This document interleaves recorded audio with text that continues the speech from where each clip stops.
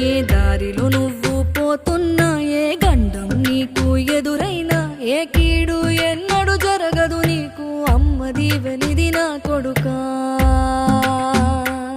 ఈ దిక్కులు నీతో కదిలేను, ఆ చుక్కలి దిష్టి తీసేను, ఏ గాలి ధూళి సోకదు నిన్ను, అమ్మ దీవెనిది నా కొడుకా.